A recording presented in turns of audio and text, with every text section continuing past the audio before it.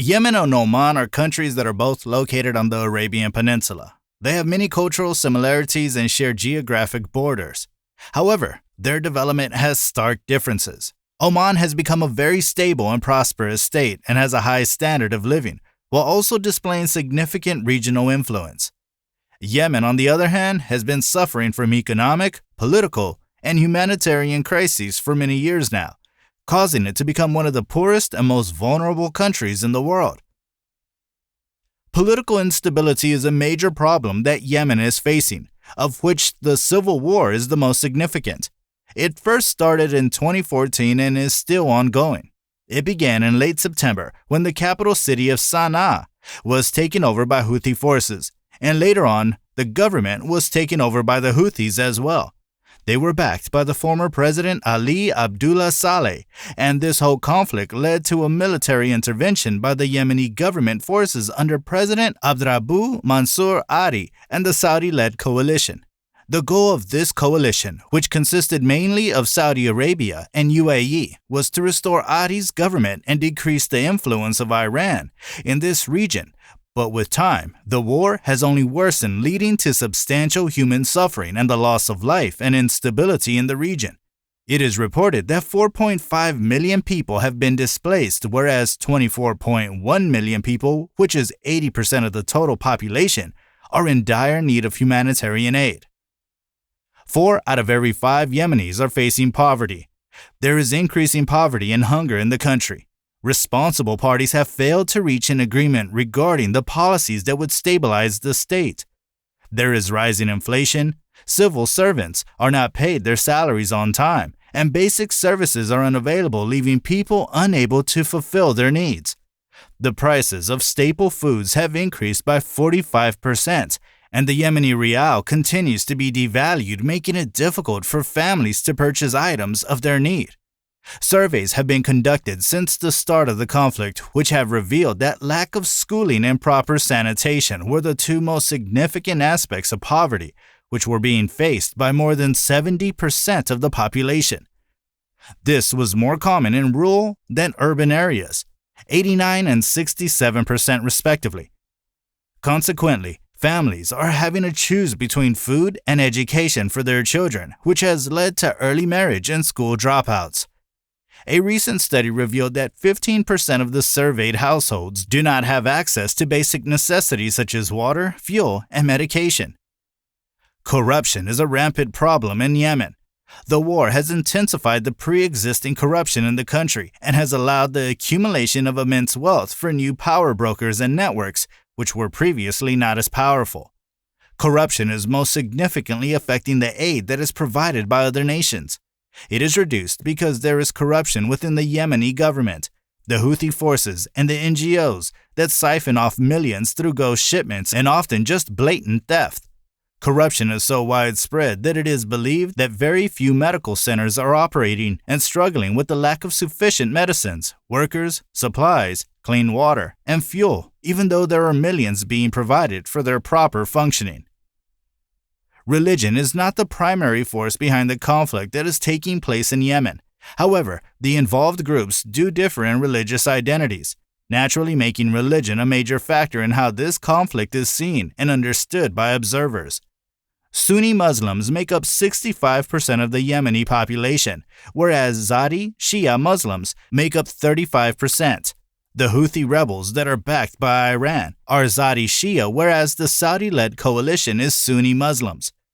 The conflict may be thought of as a war between 2 sects. However, it is actually geopolitical in nature. The Houthis wish to have control over the Yemeni government, whereas the Saudi coalition aims to maintain dominance and influence in Yemen. There is an abundance of environmental problems in Yemen, and they are usually divided into 2 main categories: land and water. With regards to water, there have been chronic shortages of water because of the poor climate, mismanagement, and growing population.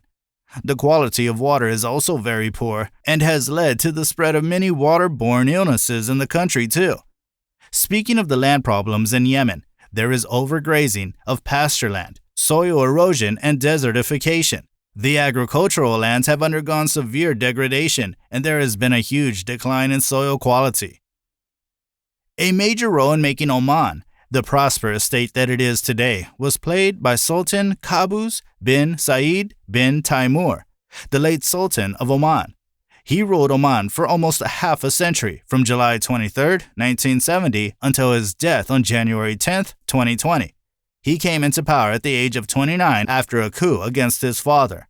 In his reign, he established modernized infrastructure, developed systems of education and healthcare, encouraged diversification of the economy and the preservation of culture, maintained connections with other regions and countries, assured security and stability, worked for the government of youth and women, and promoted travel and investments.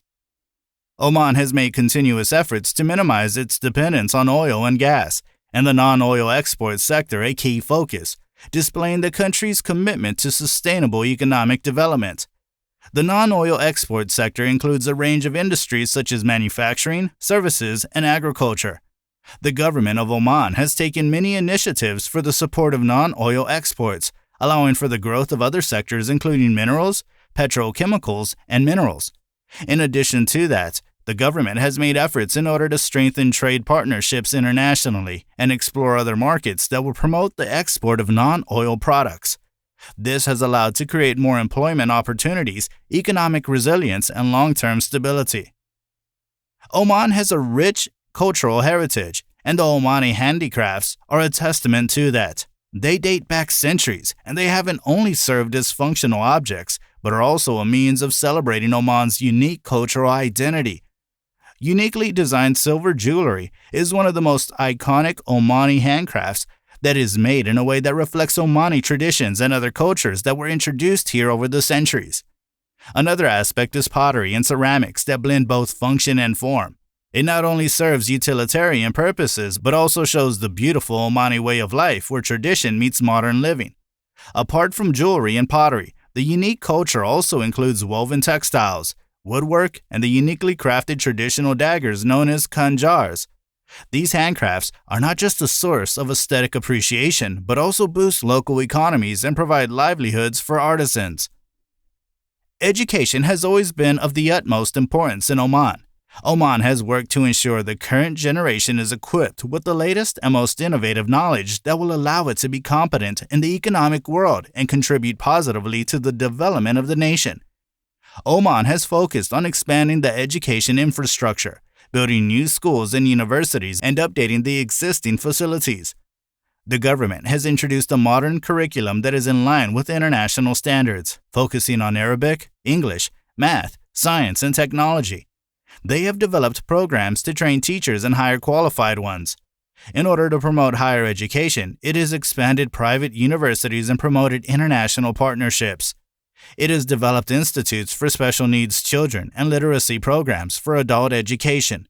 Programs focusing on education include Oman Vision 2040, National Education Strategy, Tanfid Program, and Sultan Qaboos Scholarship Program.